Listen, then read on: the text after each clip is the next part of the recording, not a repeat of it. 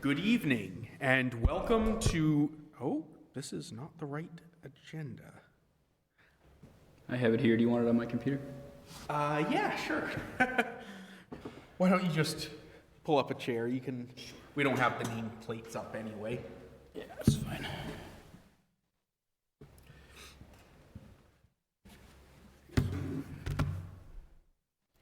All right, excellent. That's more like it. Good evening and welcome to the March 30th meeting of the Fitchburg City Council's Legislative Affairs Committee. I now call this meeting to order. Please be advised that FATV is conducting audio and video recording for public broadcast. I see that no one in the audience is recording, so I'll skip that part. I'm also going to skip public comment as I see there is no one except city officials in the audience. We have 3 items on the agenda this evening. We are going to actually, unless the committee objects, we will take 00922 at the end because it is likely to be the most lengthy item. Also, for the record, members present this evening are myself, Anthony Zarella, Councillor Cruz, Vice President Van Hazinga, and Councillor Cragen is not currently at the table but is present and will be joining us shortly. So the first item then is 02822, Councillor Sam Squalia to increase available resident off-street parking during a snow emergency as outlined in the enclosed petition. I would suggest to the committee that given that the petitioner is not present and given that there is no urgency to dealing with snow emergencies at this point in the year, we hold this and yeah, we hope. Exactly. It is New England. Snow in June is not unheard of. But I would suggest that we hold this matter until Councillor Squalia can be present to introduce her petition. Make a motion to hold the petition. Second. I have a motion and second, and I am also in favor, so I'm going to forego formalities and say that we are holding this item. Next on the list, we have 05422. Whereas a third amendment is necessary in order to allow the town of Westminster to transfer discharge from the Route 31 sewer line to the Route 2A sewer line, and the parties entered into the agreement and wish to continue into good faith negotiations relative to the terms of a new intermunicipal agreement after receipt of certain studies that remain outstanding and input from the Department of Environmental Protection and the Environmental Protection Agency so as to best accommodate increased flow from Westminster. Commissioner? Thank you, President Zarella. So this is, what's being proposed is a 2-year extension to an existing intermunicipal agreement with the town of Westminster to handle flows, their sewage flows.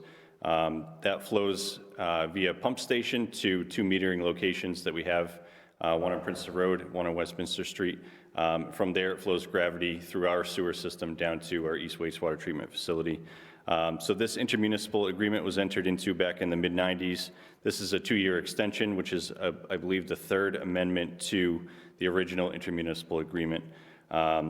So the original agreement was extended to, I believe, March 13th, 2022. So this is technically expired at this point. So we're looking to add another 2 years onto it. And essentially the goal is to work with Westminster to figure out exactly how much flow they plan to send us in the next number of years, basically, and then work with them to figure out how to best upsize the line on Westminster Street that brings sewage flows down that corridor. The line serves mostly Westminster flows, so the city's working on arranging some sort of a cost-sharing program with the town of Westminster to replace that line. And that'll be subject to Mass DEP and EPA review. And we're also looking for their input as to how much extra flow that the city has that we can give up to Westminster, because we don't want to overcommit ourselves. We can only treat a finite amount of wastewater at our east plant, so we want to make sure we stay within that range. So the purpose of this intermunicipal agreement is to essentially give us another 2 years to figure all that stuff out. So hopefully by the time that 2-year extension is up, we'll have the answers to a lot of these different questions, and we'll have a plan as to how to best upsize that line on Westminster Street to handle any future sewer flows from Westminster.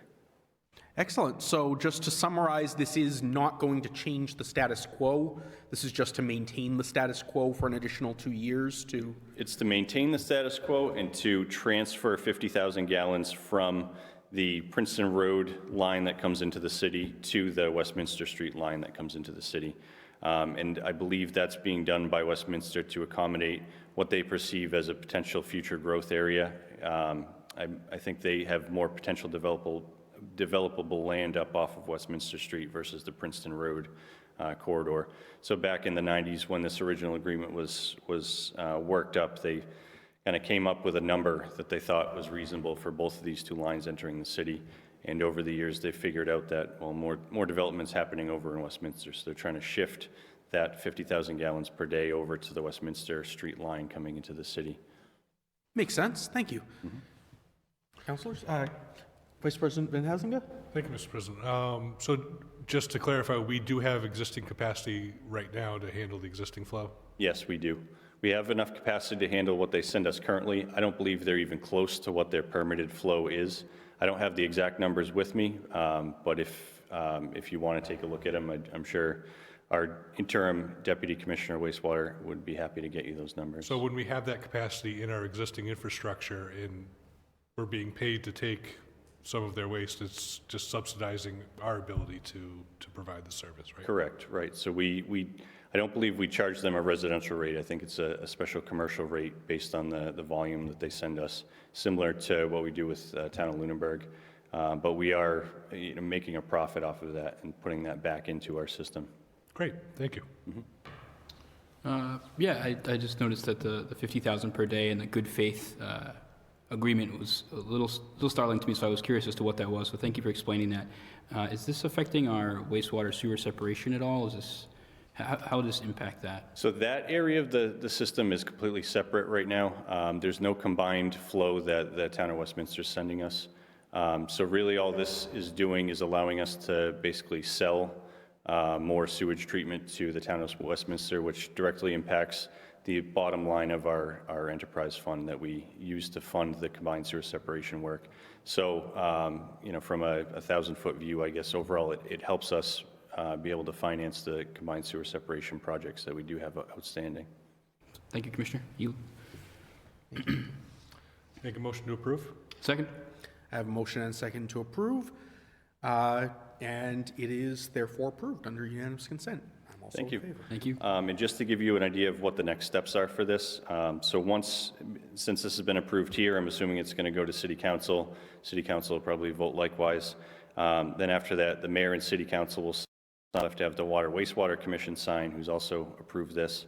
And then it'll go to the Town of Westminster for final execution. And once we have all parties involved signed, we can send a copy over to City Council for their records. Excellent. All right, thank you. Thank you. Now we will return to 00922. Fitchburg Planning Board to amend the Fitchburg zoning ordinance by making several corrections and clarifications as described in the enclosed petition, which was also referred to Economic Development, which is scheduled to meet on April 4th. Mr. Skorowski? Good evening, councilors. I know two of the three of you were here in the first episode of our zoning changes about a year ago, almost to the day. The sequel, I hope, will not be as lengthy of a conversation and is not a comprehensive set of zoning changes like the first grouping was. As you all know, the process needed to change a zoning ordinance is pretty substantial, so we in the Community Development and Planning Department like to be pretty circumspect for when we put ordinance change together. We want to make sure we have gathered as many changes as necessary as we've looked through the ordinance over the last year. And the real impetus here is we received a request from Mass DEP through the National Flood Insurance Program to update our floodplain bylaw. And because we have to do that, we have to open up the hood of the zoning ordinance, so to speak. And we, along with that one change, have 8 other changes corresponding that I've brought in front of the council. This was submitted in a petition in January. That petition was then referred to the planning board for a public hearing March 14th. I submitted a memo outlining all the changes when I initially put this forward to the council. I now have provided for all the councilors electronically, also have paper copies should you need it, and we'll also be going in front of this on the screen tonight. Thank you very much. Thank you. I've got one here, thank you. Everything in the red line reflects the planning board's recommendations to the original 9-point changes as recommended. So what I would propose we do is, it goes 1 through 9. I'd propose we start with points 2 through 6 and number 9, and then at the end, return to points 1 and 7, which are both related to the same thing, which is housing development downtown, and is a little bit more of a complex conversation and probably best lumped at the end. If that works for the councilors, I'll start with the Second Amendment. There's a controversial topic. Right, so correcting a typo. This was, and I guess one thing I would note, I forgot to mention at the outset, I have the changes, how they actually look in the ordinance. Upon request for any of these, I can go back to the ordinance and show you exactly what it'll look like there.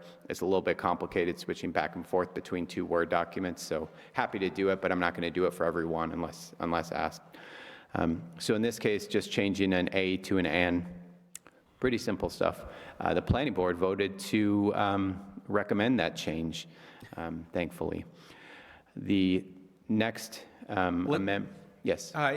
I think we're going to, just to keep this neat and expeditious, we'll take this one at a time. Okay. For voting. So we can just clear things out and not have to remember them as we move on.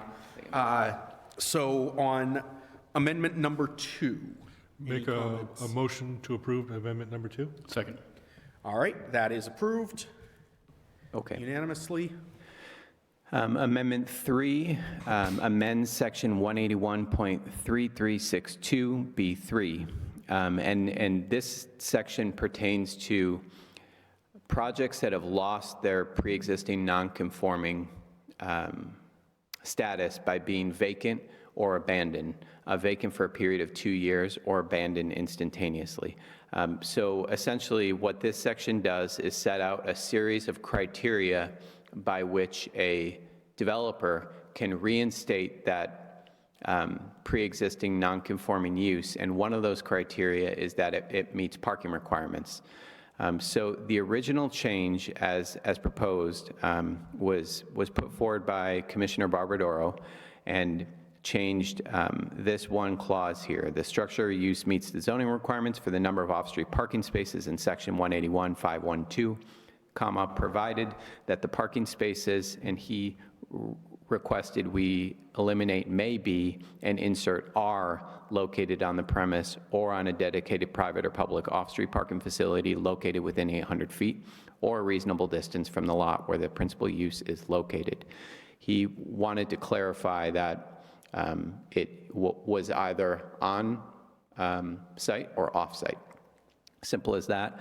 Now, when I do not want to restart my computer, thank you very much.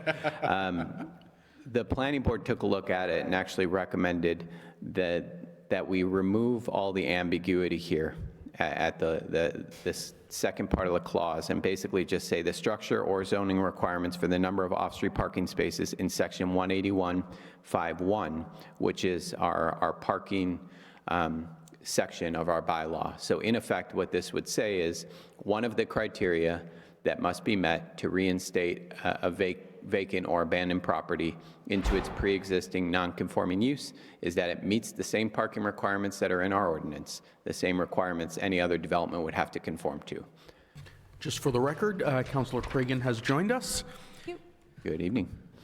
Did you have more to add on this? That is all. All right, I'll just note that This is actually a matter that I had kind of mentally flagged as well, because the maybe language gave the impression that the criteria could be met by the possibility of new parking being created, which left a loophole big enough to drive a truck through. So, And I did have one other clarification. Oh, go right ahead. It just struck me. So this differed from the recommendation put forward by Commissioner Barbadoro, but after discussions with him, he was okay with this change, and he thought it aligned with the way that this section of the ordinance should operate. I think this proposal makes sense because anytime you repeat requirements, you run the danger of them not aligning perfectly. So I think it's much simpler just to refer back to the section that deals with this issue and just have that be the requirement, not have it repeated partially in different places in the zoning ordinance. So I think it makes complete sense. Great. I'll note one more thing just for the record, which is that the planning board's recommended edit also deletes the 2 off of the end of 181.512, which I believe is intentional and correct, because the parking requirements are contained within the entirety of .51. We don't want to require them to only comply with one subpart of that. Exactly. So that said, I am very definitely in favor of this change. Any further questions or comments from? Make a motion to approve. As amended? As amended, thank you. Second? I have a motion and second to approve in accordance with the planning board's amendment. All in favor? Aye. Aye. It is unanimous. Motion carries. The next one, I actually think I will pull up in the ordinance because it's a bit confusing to explain if you're not able to see it as written. So the issue at hand here is within that same section, 181.356.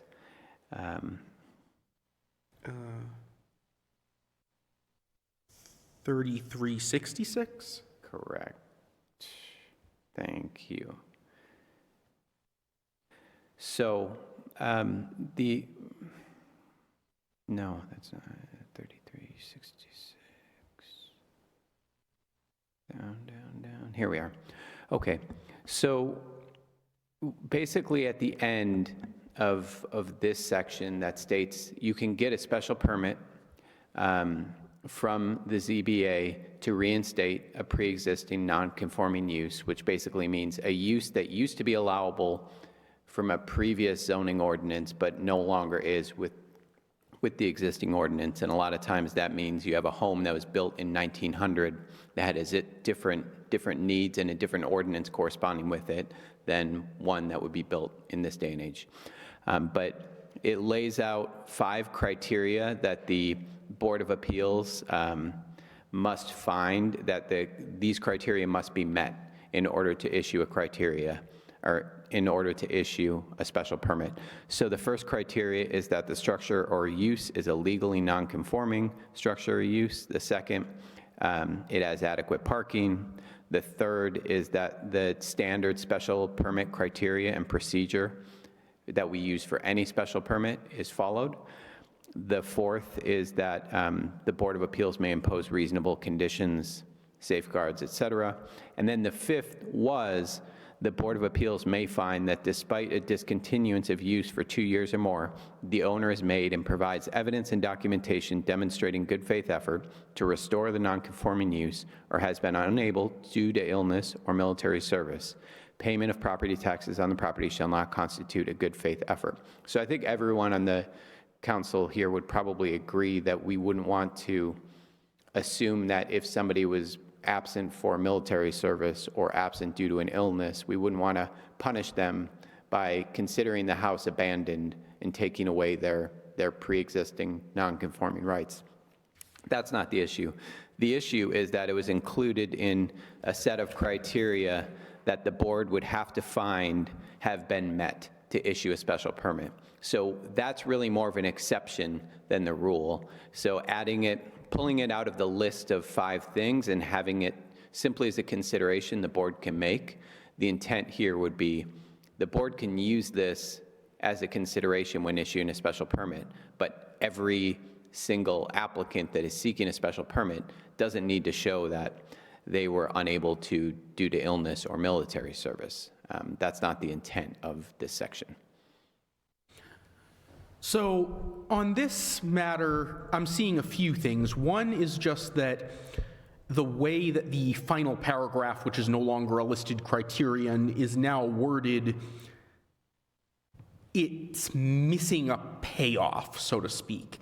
It says the board may find this, but it doesn't say what the effect will be if the board does find this.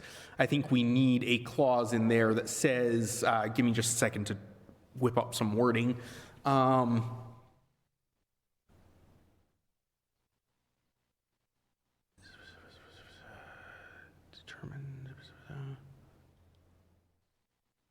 Maybe the board may consider the fact that,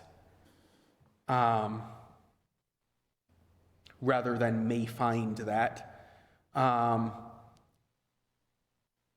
and may equitably depart from the above conditions on that basis. By the way, I can't type in, for complicated reasons, the actual verbiage as you're saying it. Okay, I have to log in through the VPN in order to access the real Word where I can edit things. I can't do the VPN from here. Okay, no problem. I will be viewing the recording of this when I do the minutes, and I'll make sure I get the language right. Did you have a comment on that specifically? I'm just wondering if a simpler language would be just at the beginning of that paragraph, that the Board of Appeals may also approve a structure that's been, that exceeds the 2 years if it finds that. Yeah, that I would agree. That was basically the intent of my suggestion, was that we make it clear that this is essentially an alternate route to approval, Yes. rather than either A, a mandatory condition, or B, kind of a standalone finding that doesn't impact anything. I would note, just for consideration, that it's not only for illness or military service. It's also if someone who has not been ill or serving in the military has been making a good faith effort to restore or market or whatever the non-conforming use. But that's just a remark for anyone following along. I don't have a problem with that. I would suggest, however, that we also take D out of the criterion list, because it's not really a Once I said condition. once I read it out loud, I recognized that too. Yeah, it really is another thing that the board is empowered to do, but not something the board must consider.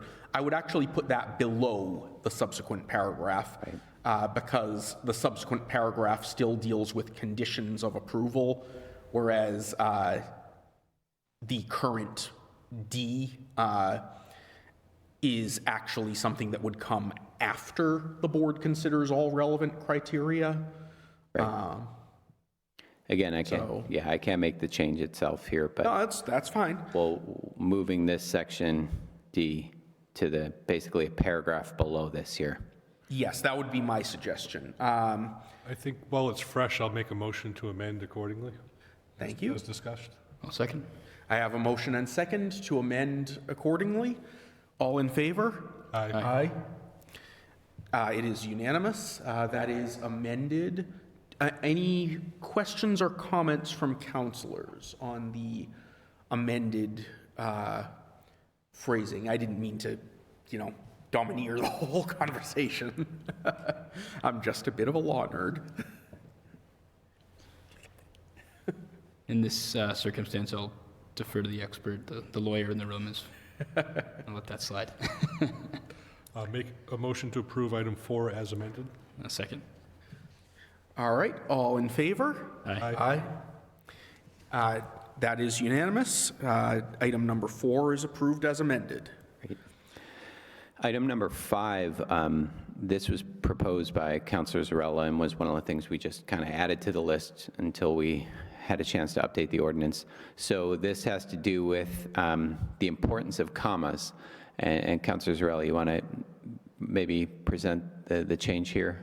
So I'm actually reviewing it because I haven't thought about this in a while, and I looked at it earlier, but I don't remember what my thought process was back then. So if you'll give me just a moment, I would be more than happy to present my reasoning.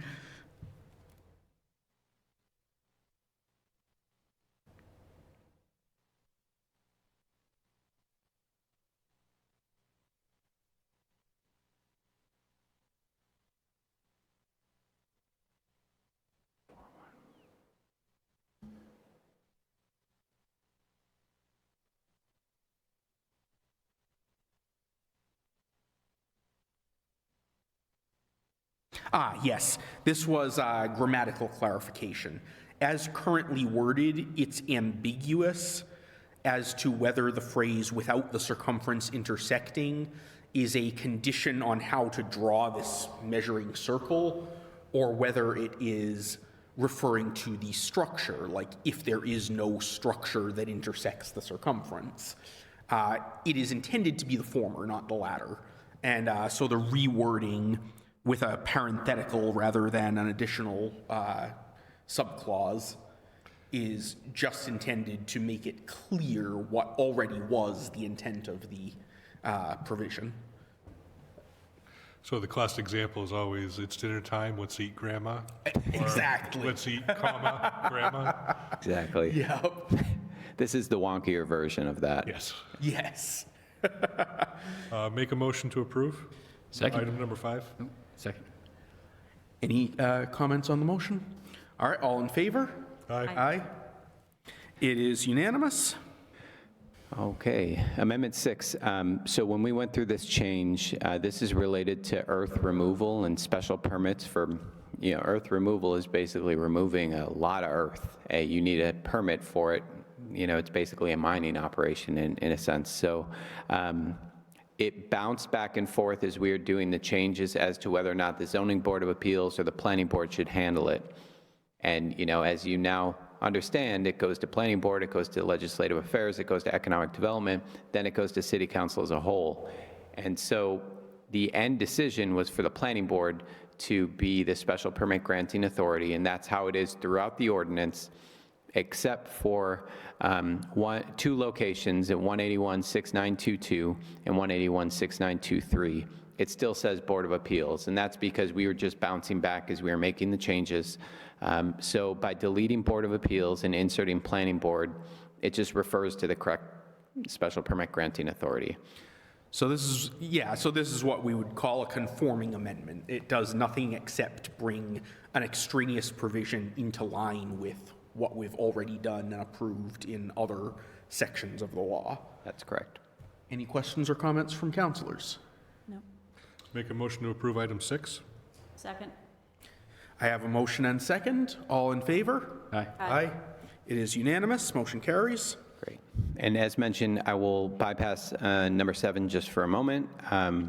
Zoning map amendment, number 8. This one's a pretty simple one. So 4 School Street is currently split between the downtown business district and the RC district, Residence B district, I should say.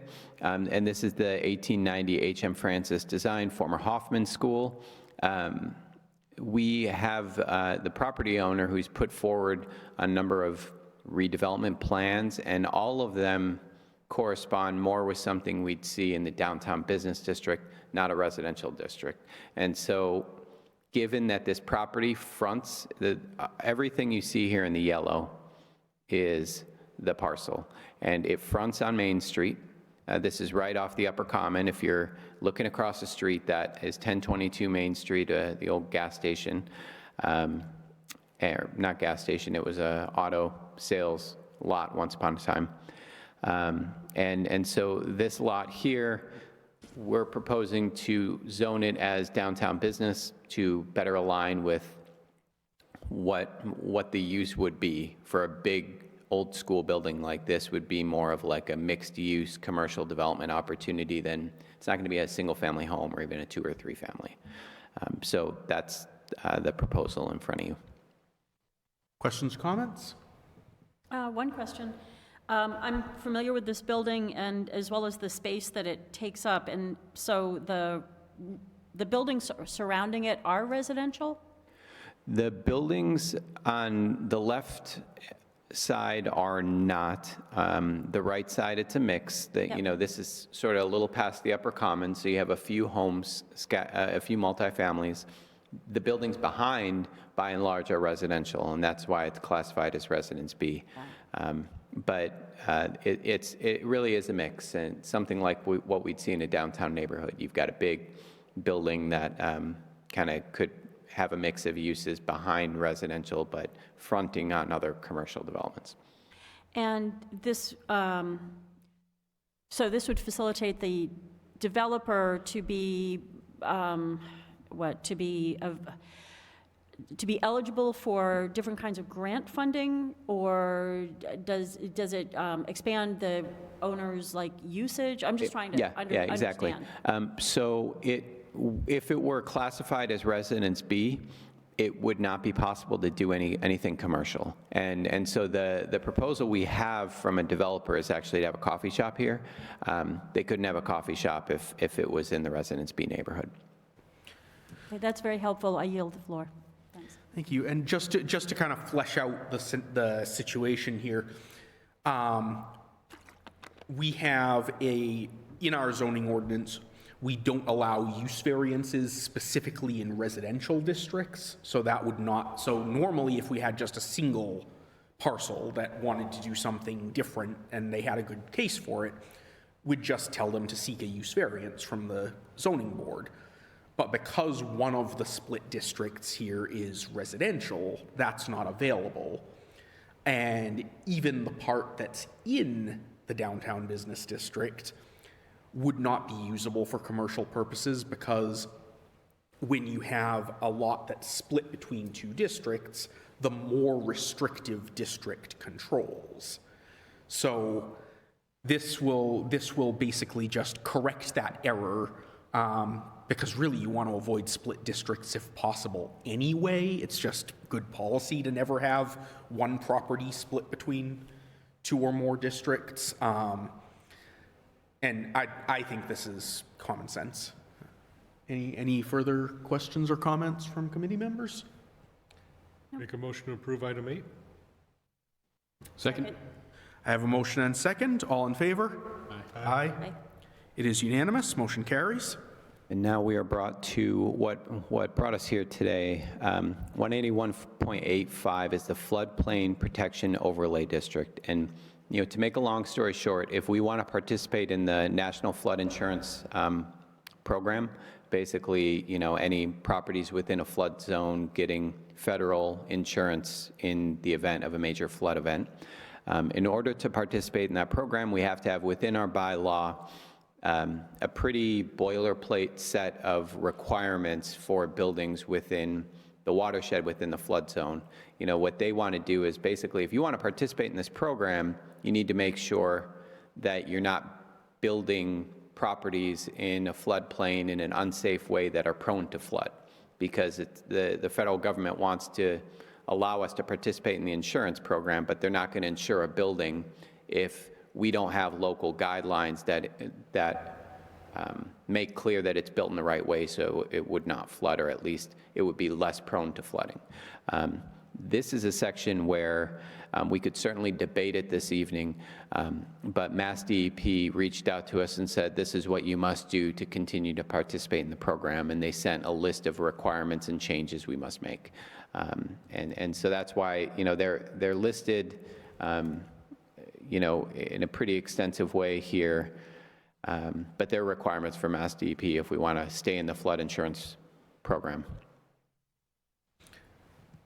Councilor? And so how, ballpark, how far are we away from meeting these requirements currently? As long as we make these changes and we get it through the process, and we're okay now, we're participating in the program, but to continue our participation in the program, it just requires regular updates. And so once this gets updated, we'll send it to Mass DEP, who will then forward their approval to FEMA, and then we'll be in full compliance.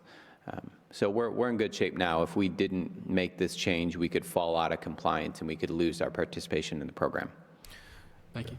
So just to follow up on that, the conditions that we're being sent are not, unlike with many things that we get from the federal or state government, this is not a set of actions we need to take or a set of targets we need to meet or anything. So it's not a matter of getting up to speed on it. It's just we have to include these clauses in our ordinance. So this pretty much is, like, this and the council meeting next week are effectively the only steps that will be required to bring us into compliance. Am I correct in that? That's correct. I think the council meeting will be later in April, maybe the 20th or 21st. The public hearing, I don't think it's scheduled for the 5th. Right, yes. But yeah. That is correct. Question? Councilor Cragan? Thank you. The building commissioner is the designated floodplain administrator and shall maintain the maps of records and administer, interpret, and enforce the provisions.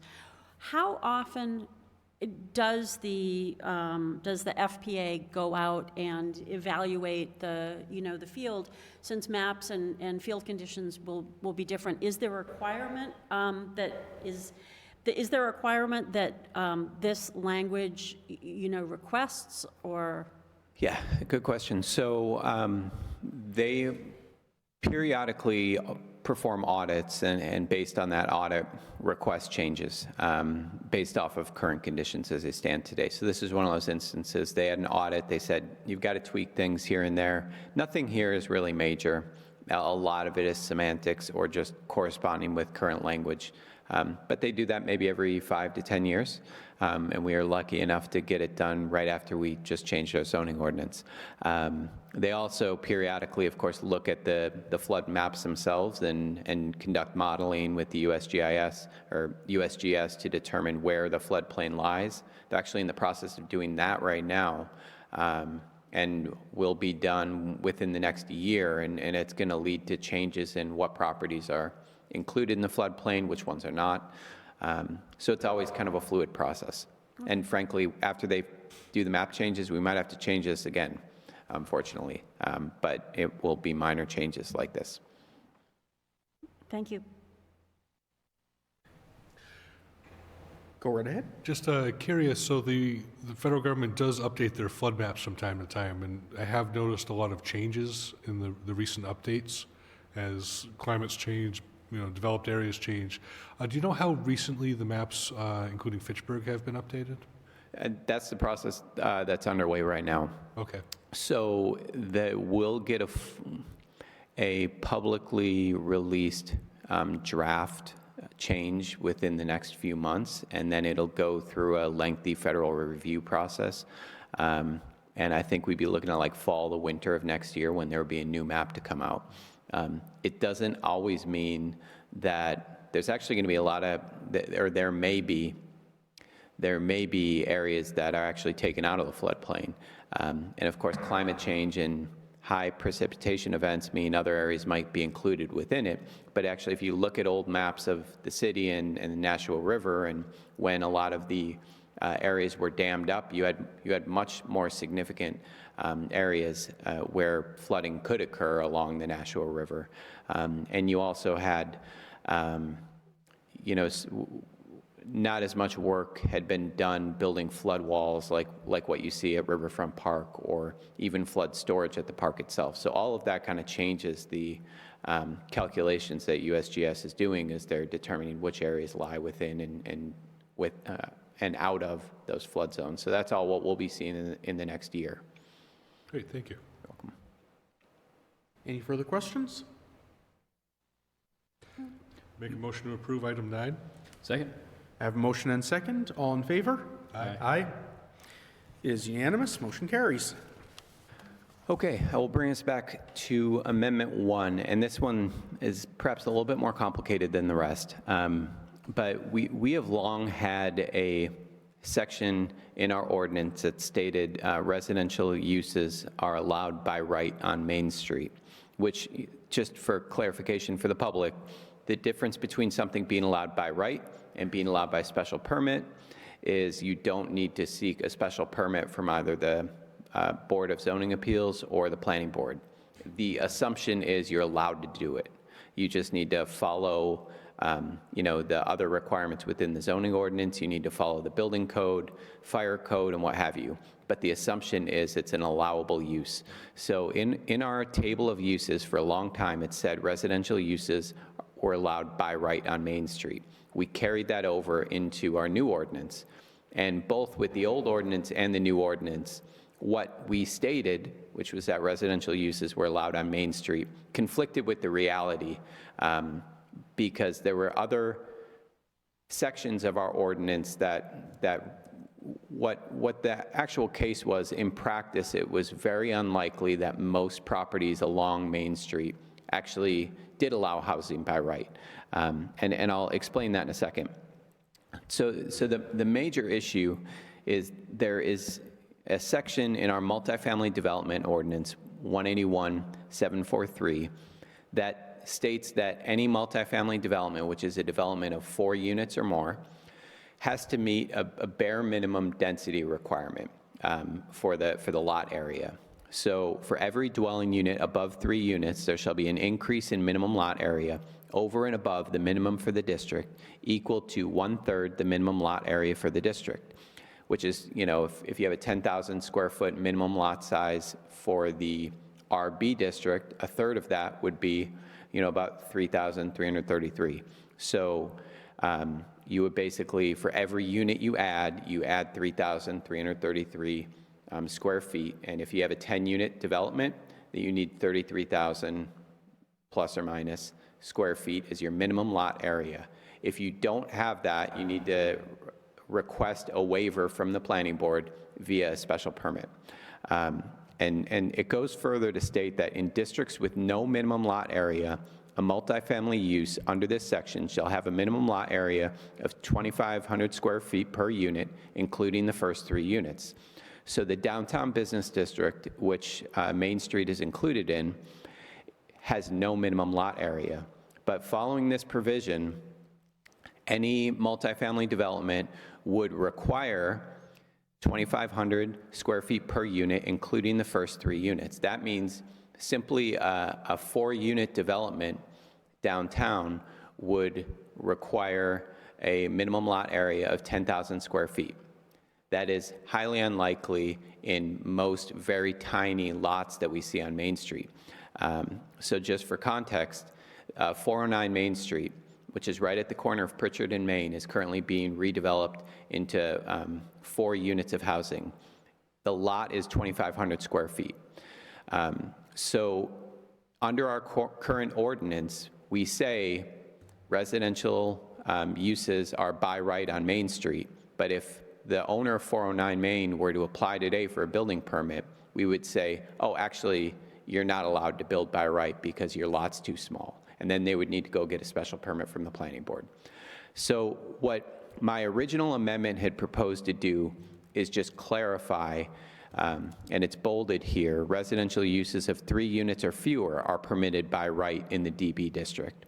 And the reason being there is anything 1, 2, or 3 units isn't subject to that density requirement. So I felt like in the interest of clarity, it was better to be clear with the development community, here's where it actually is by right, than kind of providing a misleading statement where we say, yeah, Main Street housing development's allowed by right, but read the fine print, usually it's not. So my proposal was intended to provide some clarity, and Amendment 7 matches up with that as well. And we don't have to get into it because we will when we get to the planning board's recommendations. The planning board on the 14th, when they looked at this, they actually recommended that we add a new zoning district from Main Street, from Day to Mechanic Street, where And the reason that was picked from day to mechanic is we also have in our parking requirements in our existing zoning ordinance a statement that says anything of 6 units or less on Main Street from day to mechanic has no parking requirements whatsoever. So what the planning board recommended is we add a new zoning district on Main Street from day to mechanic, and within that district, we make clear that any developments of 6 units or less have no parking requirements whatsoever. And any developments of 6 units or less also are exempt from the density provision that I outlined before. So they don't even need a minimum lot area. Then we can truly say developments of 6 units or less are by right, you're allowed to do it. No ifs, ands, or buts. We're really clear with the development community. So they then gave some discretion to the Community Development and Planning Department for how we wanted to go about doing that. And what I have in front of us this evening is a detailed outline of how I had proposed this. So first of all, proposed adding Downtown Business 1 and Downtown Business 2. Downtown Business 1 would be that exact district, Main Street from Day to Academy. And basically propose creating a new district. Downtown Business 2 would be everything that is currently in the Downtown Business District, minus that area. Yes. Day to Academy or day to mechanic? Mechanic. Thank you. And then, you know what, before I go any further to that point, I want to go down and actually look at what the zone would look like. And then we'll talk about what exactly could and couldn't happen there. So here would be the district. So from Day Street all the way to Mechanic, basically took any property that had Main Street frontage and basically created the district accordingly. This one Brook Street property is kind of the outlier, but I felt like it was more appropriate to include that within because it shared ownership of another unit right south of it. So it would basically be all the Main Street properties on both the south and the north side of the street from Day to Mechanic. And so this would be DB1. Everything else that today is in the DB district would then be in DB2. And I guess before I get further into, well, I'll talk high level. So everything in the DB1 district would have no parking requirements for 6 units or less, would have no minimum lot size requirements for 6 units or less. Everything else about DB1 would be virtually identical to DB2, which is everything else in that district today. Councillor Van Hassingen? So I did sit in on the planning board meeting for this to make sure I was following the developments, and I agree with this proposal because I think it makes a lot of sense. And at first glance, it seems to make things more complicated, as it's a much more substantive change rather than the introduction of 5 words. But it makes the zoning ordinance a lot more easier to use in practice. Because what we want is a developer who comes to look at a property on Main Street that's for sale and saying, okay, what can I do there? And they open up the zoning ordinance. And we want them to be able to go through directly to the table of uses, to the multifamily, and say, okay, I can do this, good, I'm good to go. The problem we have with a lot of exceptions that are scattered through the ordinance is it's not very clear. And sometimes they're conflicting. So I think this just makes it much clearer. It really highlights the downtown area where we really want to encourage development. And we made these changes last year to make it easier to redevelop the upper stories of existing buildings essentially on Main Street, because the secret to redeveloping Main Street is really to get people downtown, to get people living there, to get people coming and going from there, to get people coming to businesses. It's really just, we need activity. We need to activate it. And the best way to start that is to get people living there. And even shops Main Street may not, not all their customers are going to come from other people living on Main Street. But when there's people coming and going, it seems more alive. It seems like a safer place to go. It seems like a nicer place to go. So that's really a key ingredient in the efforts to to encourage redevelopment downtown. So I think this may seem a little complex, and there's a lot more changes that come with it, but it makes the zoning ordinance clearer and easier to use in the end. So the changes proposed here are basically all of these changes align with what I just said. We created a district that's a little bit smaller than the broader DB district. Everything else is the same, except 6 units or less, no parking requirements. 6 units or less, no minimum lot size requirements. The way it looks in practice in the ordinance is we have a section 181.2112 that outlines all the districts we have in the ordinance. I would have to add DB1 as a new district, and I would have to rename the DB district as DB2. In the section table of principal use regulations, I would have to, and this is another one where it's probably instructive to look at the document itself.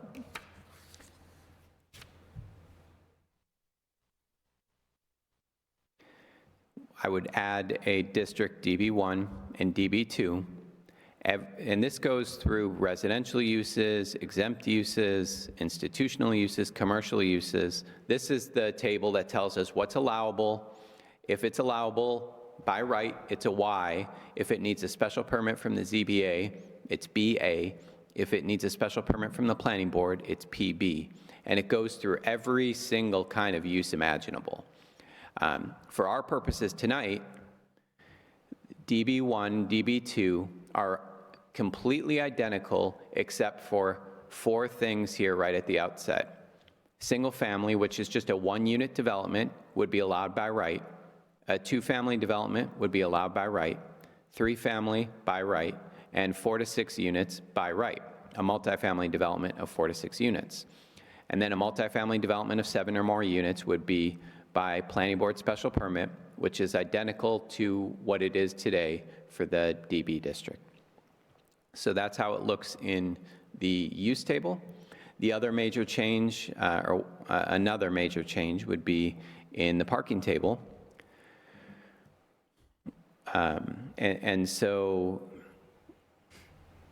we would basically just add, in the DB1 district, there's no requirement for off-street parking.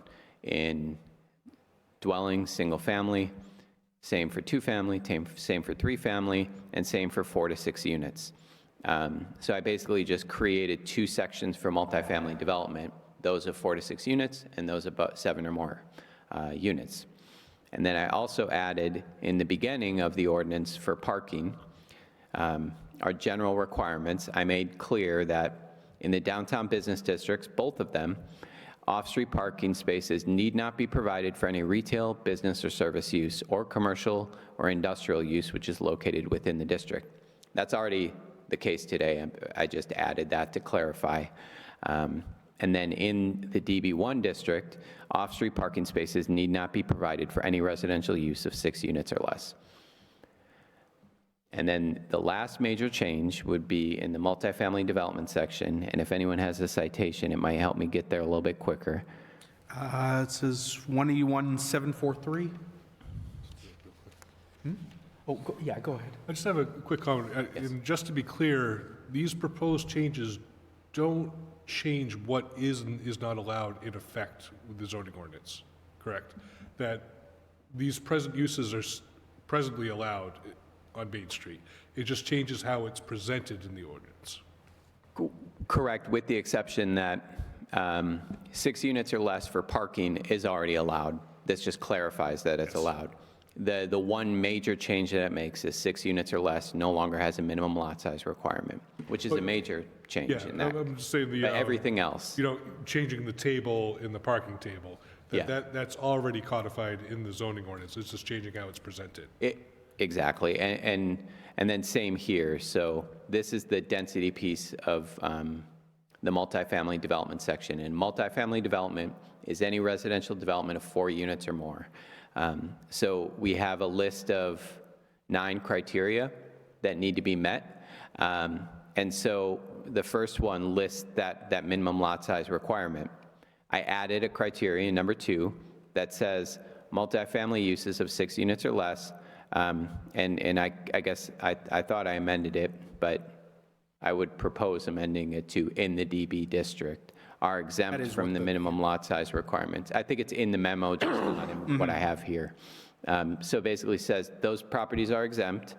And then all the other changes are just, to Councillor Van Hazinga's point, correspond with that basic concept. And then the other changes would be what I would kind of deem almost like housekeeping changes. I need to, in order to do those 2 major things throughout the ordinance, I need to make sure that all mentions of downtown business are either downtown business 1, 2, or both, depending on the situation and corresponding with the basic principle that I outlined tonight, which is a hefty task. I didn't do it tonight because I want to make sure that it's something that the Legislative Affairs and the Economic Development Committees are both approving of. When it would go in front of the council for its public hearing, you would see that final document with all the changes put forward. And if we were to happen to miss any, we now have that expedited process to do quick housekeeping stuff like that. Exactly. Anyone else, questions or comments? I have a few, but I'll defer. Okay, so when I first was going through this, I was leery of the change from 3 to 6. It was a larger substantive change than I thought we were making in this round of changes, but I see the logic behind it. My only concerns, I have one textual and one conceptual. Textually, I just think that a lot of these sort of throughout the ordinance conforming amendments need a little bit of language added, different for each one, of course, but a little bit of language added to clarify that it's still referring only to uses above the first floor. Because as currently worded, it could be read to imply that up to 6 units are allowed by right on Main Street, period, or that residential uses that currently exist on the ground floor on Main Street have no parking requirements or whatever. And I think it was pretty consistent all throughout the process of these changes over the last few years that we were referring specifically to second story and above uses when it comes to those residential provisions. The second thing is, I'm a little leery of recreating the concept of sub-districts that we went out of our way to eliminate in the first round of changes. I get the point behind it, and I have no particular opposition to it. In fact, I think it's a good idea. I'm just a little leery of creating a whole new district and having, again, the districts with numerical suffixes that get confusing. So I guess I'm actually wondering, despite my normal inclination to keep zoning relatively tight, I'm wondering what the remainder of the downtown business district looks like, and if there is a specific policy reason that we would want this change not to apply in other sections of the downtown business district. I suspect there may be, but I'd like to review that. It's a good question, and we had considered with the planning board whether or not it would be suitable to do it for the entire district. And I'll certainly be one, as somebody who shepherded through all those changes that were made to consolidate. I let out a bit of a groan when this was proposed to create a new district, not just because it was a lot of work for me, but because it's just a little bit counter to what we just did. But I also tried to figure out other ways to accomplish that objective, which the planning board actually didn't say create a new district. They said, we think this is probably the right approach, but we'll defer to you on how you might want to do it. There might be other ways. Mm-hmm. And the only way that I could conceive of doing it that wasn't creating a new district was creating footnotes throughout the ordinance in ways that are not clear to people. So like there might be a small asterisk, and then you got to read down at the bottom in the small print that says it's allowed in the DB district if you're on Main Street between Day and Mechanic and you're 6 units or less. And I guess for me, eliminating the asterisk and the footnote is probably worth it, because some of this is just about messaging at the end of the day and being really clear with people. And that was why I put this forward in the first place. I wanted to be really clear with the development community. That's really important in my office, that we just, people know what they're getting into. And I think this might be the most transparent way to do it. But to answer your question in terms of what we're missing, would be a lot of properties north of Main Street, all the way up to Pritchard. And, just south of, this is Longs Joe here. We are missing some properties in this section of the Upper Common, which actually, they're smaller scale housing developments or smaller scale structures that might be appropriate for this. The argument was made at the planning board meeting that this neighborhood, you should have parking requirements because it doesn't have as much available off-street parking. And this part of the downtown, the Morin Square area, the argument there was that, number one, this should apply to existing buildings, not new ones. And number two, and we have a lot of new buildings in this stretch. But the sections around the Morin Square area are much bigger properties, and any housing development that would happen there would be larger than 6 units, so it would kind of be exempt from these new offerings that we would provide. So I agree. We need to make this clear, and we don't want to do it via footnotes.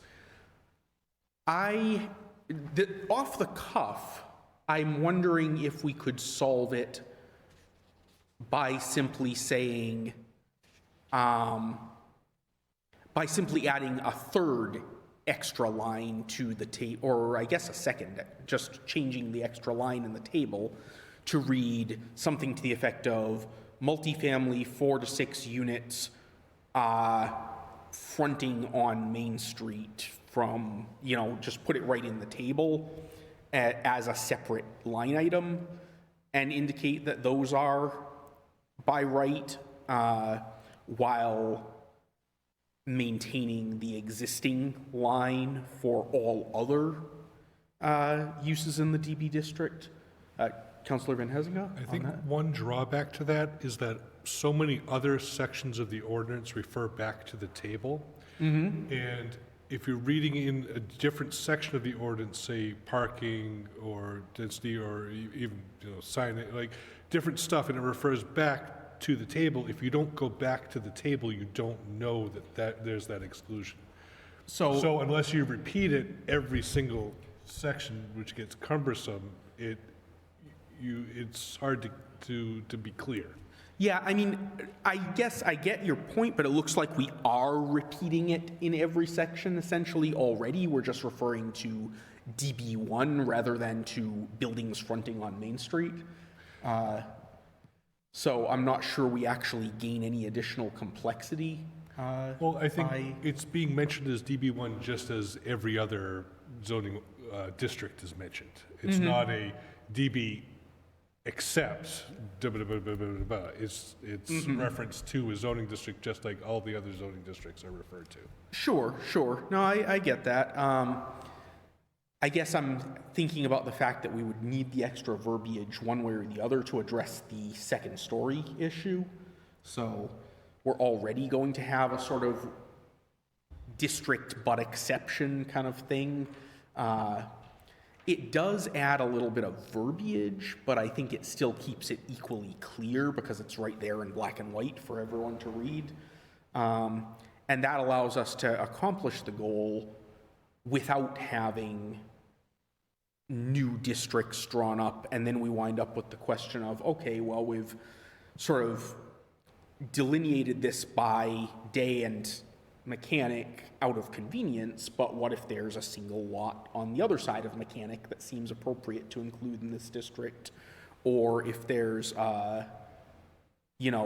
one that is on the other side of day, that, I mean, there isn't, but hypothetically. I think what's special about this proposed district is that it encompasses the most densely developed area of the city. That is, for most parts, for the most part, it's already developed with existing buildings. And they're typically very small lots, and it is very dense. So it is very different than just a couple streets up in terms of density, in terms of what we want to encourage here. So I think it's warranted to treat it special, because it is. And it's an area where, for a long time, how we've handled the zoning there hasn't been successful in accomplishing the goals that the city wants. So I think the clearer and easier we make it, and we made a concerted effort when we did the zoning rewrite last winter to make it easier to encourage redevelopment of these existing properties on Main Street. I think we want to do everything we can to make this clearer, to make it easier, and to make it more likely to happen. Because with the way we had it for so long, wasn't successful. Right, I agree. All right, now that's, any comments on that issue from you two? No, I tend to agree with Councillor Van Hazinga. It's just the clearer we can make it for developers, and the more development friendly we can make it, as Tom said, I think it's important. I understand that we got to get into the nitty gritty with this, but I wonder how much we're splitting hairs between just making it, DB1, DB2 versus including all of the footnotes and everything. How, at what point are we, like I said, are we splitting molecules here? Makes sense. And I will say, as you know, in my conversations with Tom and other development staff and sitting in the economic development review meetings, how things are presented does go a long way with how developers perceive they're allowed to do things, even if there may not be much difference in function. That when they say, "Oh, I got to get a special permit," well, who knows what the planning board requirements are going to make? It's it adds uncertainty, it adds risk that they won't be able to do what they feel is feasible, which the city in large part often supports, and it makes them more cautious, and sometimes it scares people away. Right, and we always, talk about being more business friendly. That is one of the things where doing what we say and saying what we do, it really matters, and word gets around, right? So even our planning board has been generally very receptive to housing development, and they put forward this, so I think that's evidence of that. I don't think a special permit from the planning board to develop housing, if it's logical and sensible, is generally accepted with today's planning board, but that clarity is just really key. Sure. Yeah, you've convinced me. And I've actually, it's come up in conversation with Tom and I have to say, no, wait.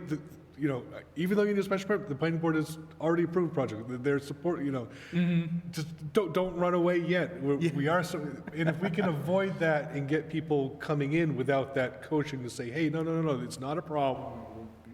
You should be able to get this through and say, it's right here. You're allowed to do this. Come in and do it, please. And Okay, I agree. I think in light of that, my only suggestion would be, again, actually to make it clearer and to avoid reintroducing the sub-districts and everything, I would suggest that rather than DB1 and DB2, we denominate the new district as the Main Street Business District.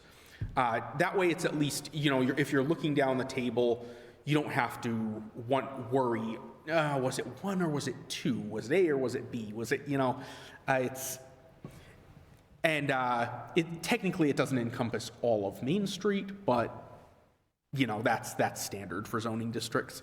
And then I would, of course, suggest that we also change the other amendments to reflect that, so that where it says in the downtown district and it's meant to encompass both of them, it would then say in the downtown or Main Street business districts. I didn't want to forget this because you mentioned the upper stories item.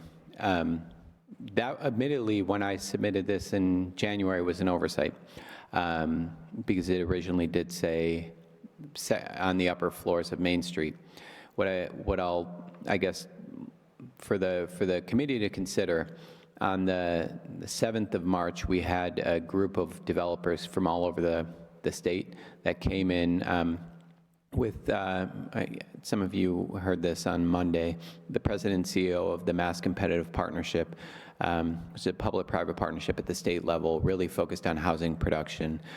They brought all these developers in with a focus on developing market rate housing downtown, and one of the requests that they had was that we actually consider housing on the first floors of Main Street. Reason being, commercial development in first floors it's kind of a loss leader for developers, and they basically accept that is one part of the development where they're going to lose money. And the second thing, I think for our purposes, we have 100 storefronts on Main Street, and we have currently just shy of 40 vacancies. So I think the more we can occupy those first floors, regardless of what the use is, and I think potentially in ways that would help activate the storefront anyway. Again, it was in a mission originally. I would like the board to, the committee to consider whether or not we'd want to keep it based on the feedback we heard on March 7th. So on that subject, first I'd just like to ask, was that proposal discussed at the planning board? It was not. Okay, so I feel like that is both in procedural grounds and practical grounds. I think I'm very amenable to considering that, but I think it's a large enough additional substantive change that we can't fairly treat it as just an amendment to what's already been put before the planning board.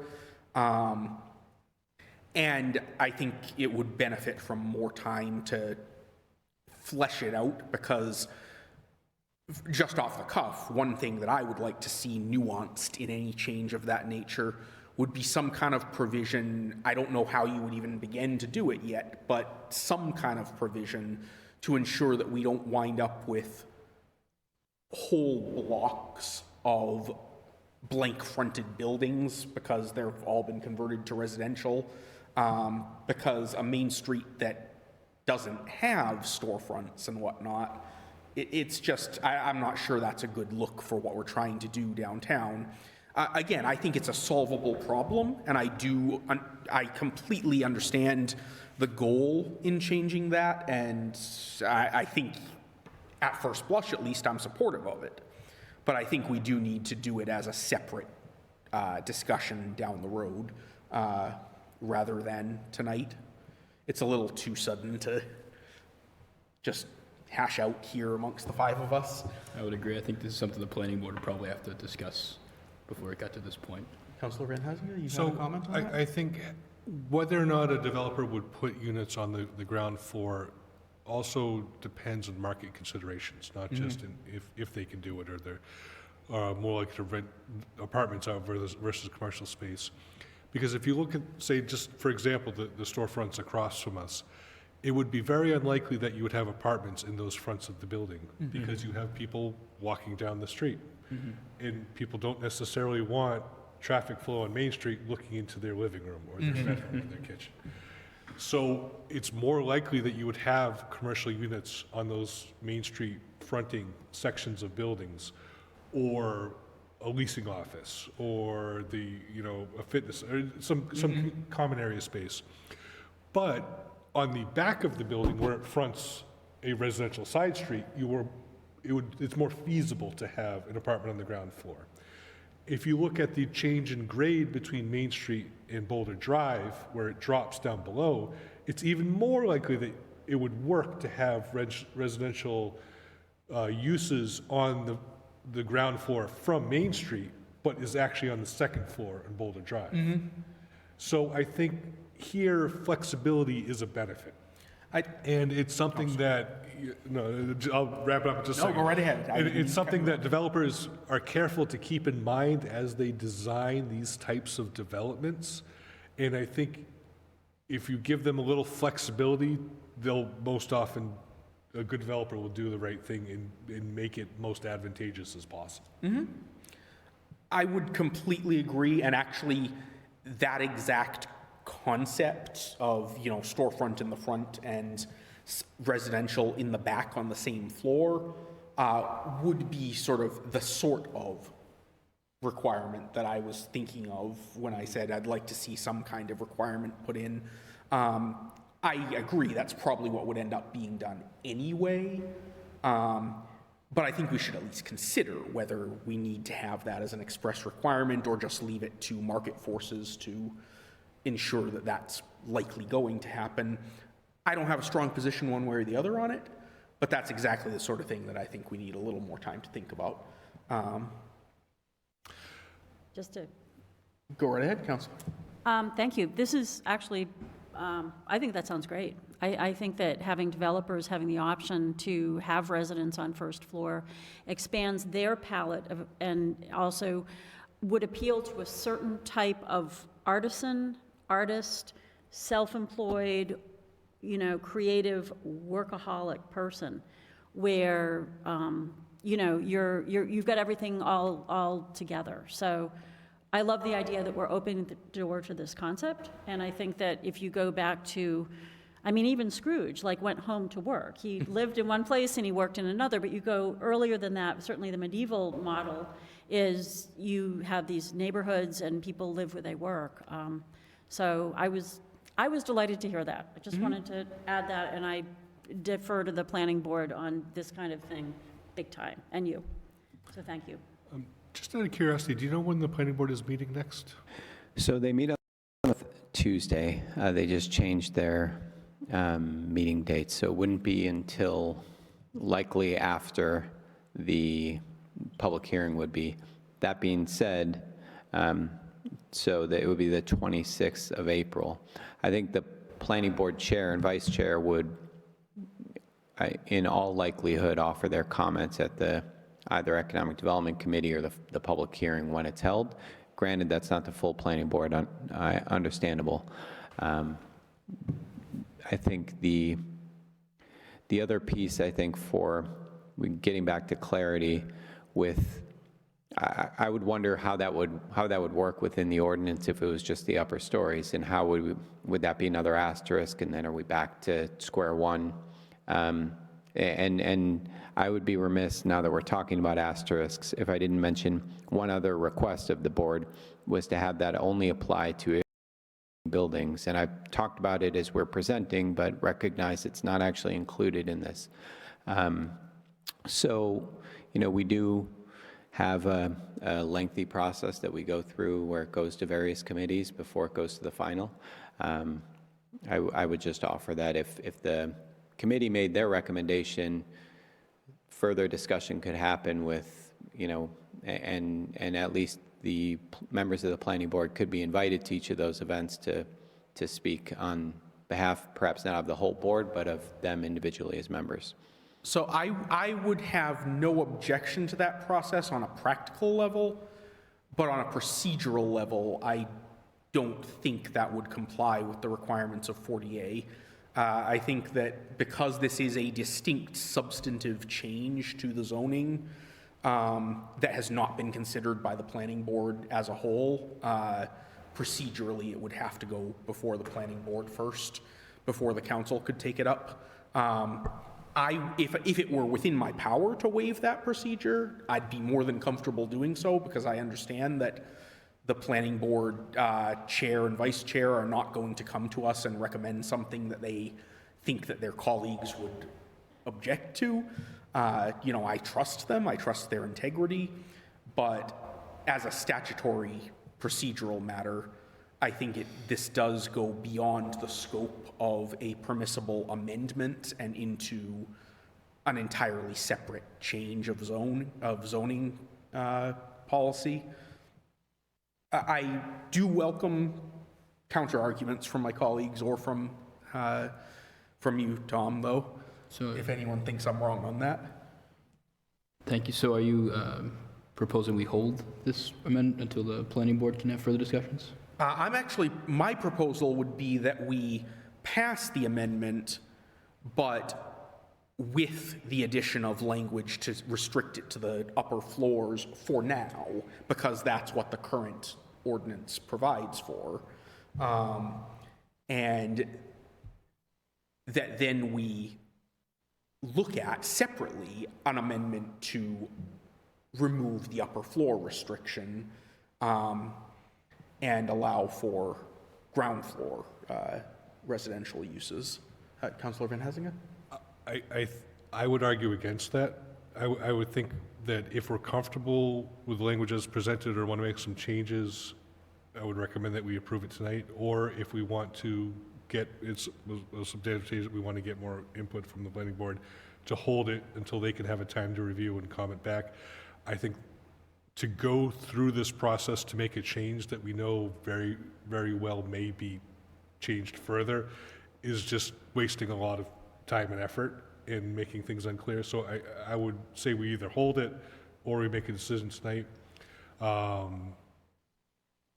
Yeah, that's... Okay, If I could so, offer a third approach too, you could offer it as a conditional amendment approved if the planning board were to approve in advance of the actual public hearing. If we're talking about 40A, the Massachusetts law that enables local governments to implement their zoning and governs the way we change zoning, it actually requires that a petition is submitted, a recommendation is made by the planning board, and then the city council also hears it at a public hearing. It actually doesn't recommend we go through the process we're going through right now, or it doesn't require we go through committee meetings. So provided that on April 23rd, 21st, whichever the second meeting of the council in April is, if the planning board were to meet between now and then, which is a pretty simple meeting to talk about one matter, I imagine they wouldn't object, particularly if they did so virtually, to meet on that one item to discuss it. You could make your recommendations contingent on them meeting, and if not, you could pull it. And I don't think that would run afoul of 40A in any way. You're presenting your opinions, and ultimately the council as a whole has to act on their recommendations, not necessarily the committee this evening. I think that would work, especially because ultimately it is a procedural technicality. The planning board's recommendation isn't even technically binding, so really this is just to dot the i's and cross the t's, though I would like their input, but I'd be happy to take it informally if that were all. But yes, I think if we could get them to meet on this one issue prior to the public hearing of the council, then I think that would meet our requirements. I would still like us, personally, I would still like for our recommendation to include a note, not a note in the ordinance, but a note in the recommendation, that we would like to take the time from now to then to consider basically how to structure the allowance of first floor residential uses, and that there may be additional language proposed before the council. But generally, I think that would solve our problem. Anyone, thoughts, comments?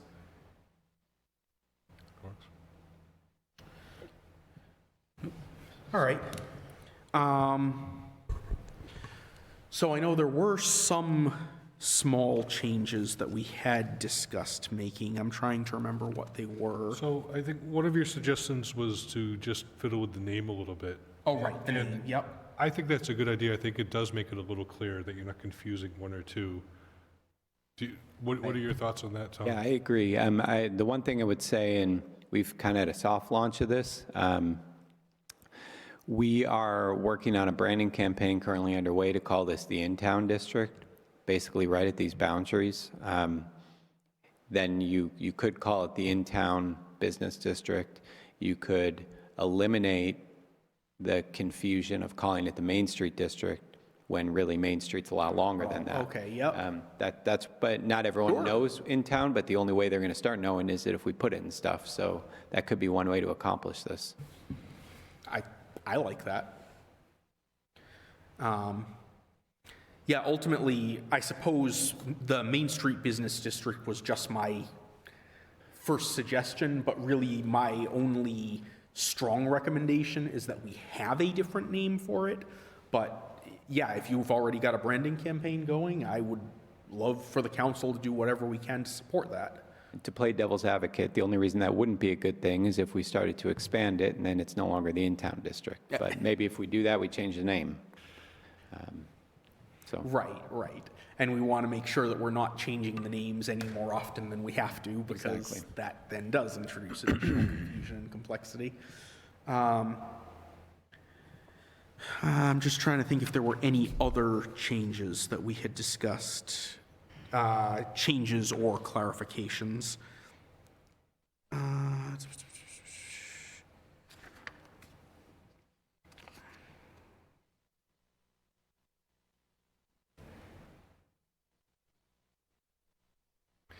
If we want to do the name change, should we vote to amend? Yeah, I mean, I think any of these changes will end up being votes to amend. Yeah, we can definitely do it that way. That probably is the clearest way to do it for the purpose of the record. Is it a consensus of in-town business district versus Main Street Business District, or something else? That sounds snappy. All right, in-town business district. Can I entertain a motion to amend? So moved. Second. I have a motion and second to amend the proposed change such that all references to DB1 will be replaced with in-town business district, and all references to DB2 will simply remain as DB, and that any references referring to the downtown business district as a whole are changed to reflect both districts, both new districts. All in favor? Aye. Aye. It is unanimous. It is amended, or rather recommended to be amended. Committee language is confusing sometimes.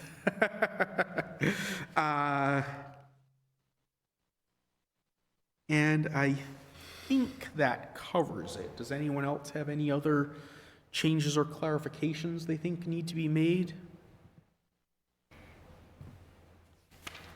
Bearing in mind, of course, that if you see something tomorrow, there's nothing stopping us from addressing it when it comes in front of the council, or presumably at economic development.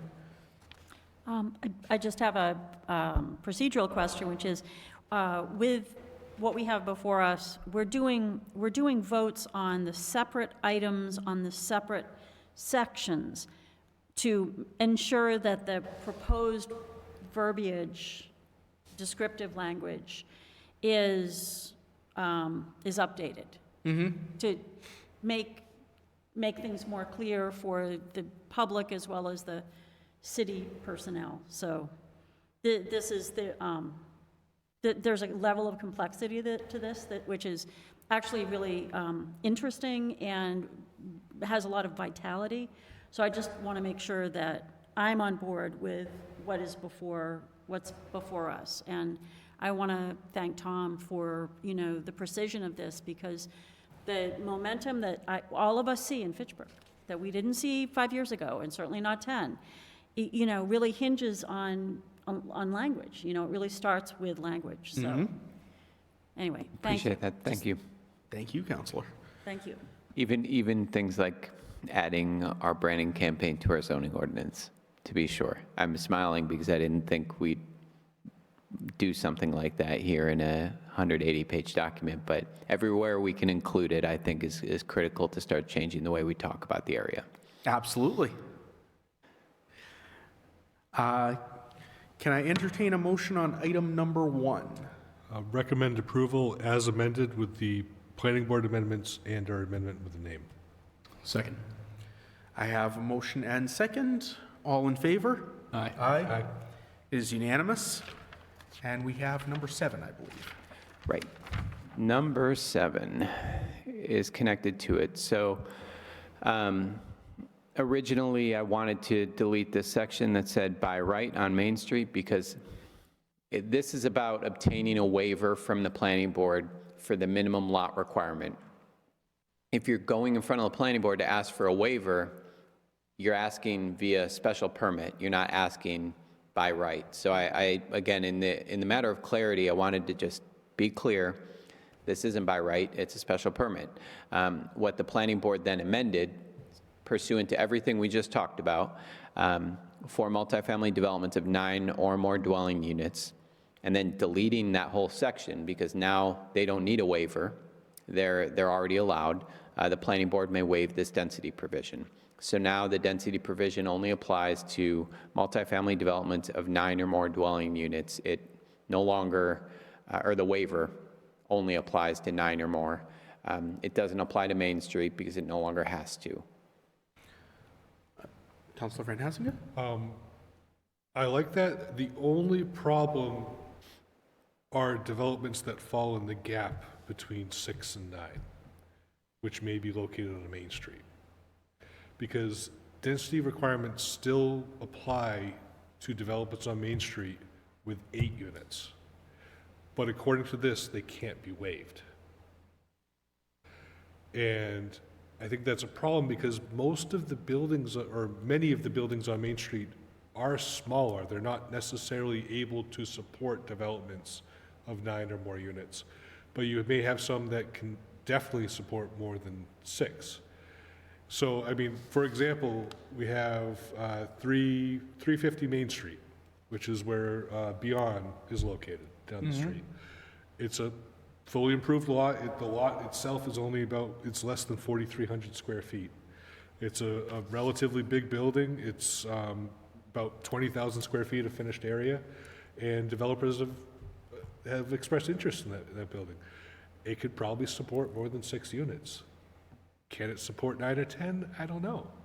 If they want to put 8, it won't meet the density requirement, and that requirement cannot be waived under this language. Right, so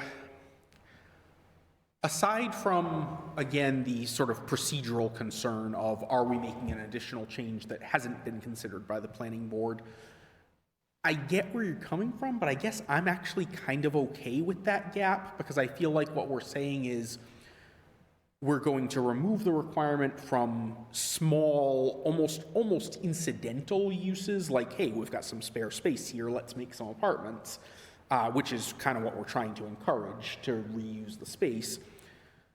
And then we're offering the waiver for large developments, for people who are actually looking to put in a housing complex of some sort.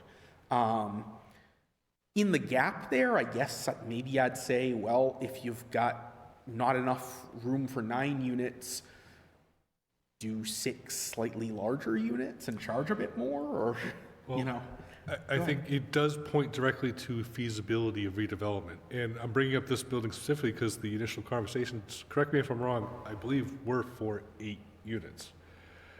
And the problem is if you're only going to do 7, that substantially lowers the amount of income that you generate with the property. And the cost to redevelop the building may not be all that different.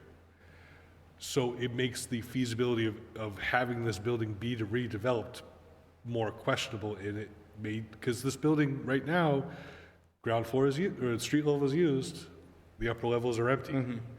And this is exactly the kind of building we want to support development, and this just takes away the flexibility to do that. So, I mean, does it make a sense to have that bar of 9 units to allow a waiver of density? Why not just make it the 6?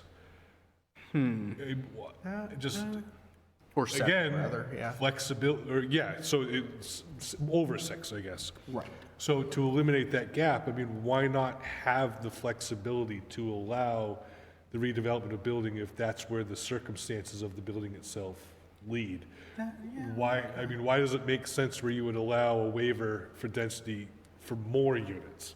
Because if you're forcing them to cram 9 units into this building, when really it only supports 8, you're doing a disservice to the project, and also downtown, because you want marketable units that work with the building. Right, that makes sense, that makes sense. I was thinking of it in terms of small developments versus large developments, but it's true, those are arbitrary categories, really. When you're working with existing buildings, you don't have that flexibility to change the design as much. Oh, did you have a comment, Yeah, Councilor so Cruz? is from a procedural standpoint, from here on out, can we suggest the language be 6 or more instead of 9 here, or does that involve, and maybe it's a question for Tom, does that involve us having to go through the hundreds of pages and correct in detail? This would be maybe one of 2 or 3 changes we'd have to make. I think the procedural change that Councilor Zarella had suggested about, like, had the planning board looked at this or recommended it, I mean, what I would say is you would just be acting contrary to their recommendations, which is acceptable. So I don't see any procedural issues there necessarily. So my only concern on that, although we could address it the same way as we're addressing the other one, is just that acting contrary to their recommendations is of course permissible, but we would still have to be able to say that the planning board considered this issue and recommended against the change, rather than simply that it's a change they never even contemplated. Because otherwise I mean, in theory, we could pass an amendment to the proposed change that adds a whole new section to the zoning code and addresses a whole different subject or whatever. So while they didn't consider this precise change, they did consider the unit limit by which they were looking to support housing production in a more flexible way, and there was a vote taken on that number being 6. Gotcha. Okay. I'm satisfied with that. And I would tend to agree. I'm okay with that, especially because, to be honest, when I was initially concerned about it, I was thinking of congestion in terms of parking, but now I'm recalling that this is only a waiver of the density provision, and the parking exemption still only applies up to 6 units. So I'm comfortable with making this change if that's the will of the committee. So I would make a motion to amend to change 9 or more dwelling units to 7 or more dwelling units. Can I, before I ask for a second, can I request one additional component to that amendment? I would like to just tack on to the end of the sentence, by special permit, because in a lot of places we imply that things are being done by the special permit process, but we use terms like waiver that don't exist in 40A, and so it's kind of unclear what requirements need to be met and so forth. I would amend my amendment accordingly. Do I have a second? Second. All right, any, speaking on the motion, all in favor? Aye. It is unanimous. The second of the amendments, or no, this is the first amendment to item 7, is recommended for adoption. Any further questions or concerns on this item? No. All right. Can I have a motion? Make a motion to approve item 7 with the planning board's amendment and our amendment. Second. All right, I have a motion and second. All in favor? Aye. Aye. It is unanimous.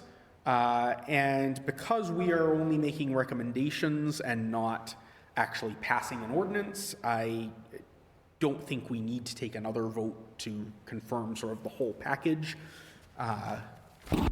But I suppose I just spent as much time saying that as I would have spent asking for a vote on it, so whatever. But I think that concludes our agenda for the evening. Right, and the full package will be looked at the public hearing, hopefully April 20th or 21st. And then, of course, after we agree to it in concept, it gets turned into an ordinance and goes to its first and then second and final reading. So there'll be plenty of opportunities to dig through the details then. Right, and if you could just send me any notes that you do have on this, it'll just reduce the chances of me mistranscribing something from the FATV hearing. Will do. Or, you know what I mean, recording. All right, Motion to adjourn. Second. I have a motion and a second to adjourn. If there is no objection, we are adjourned. Thanks, Tom.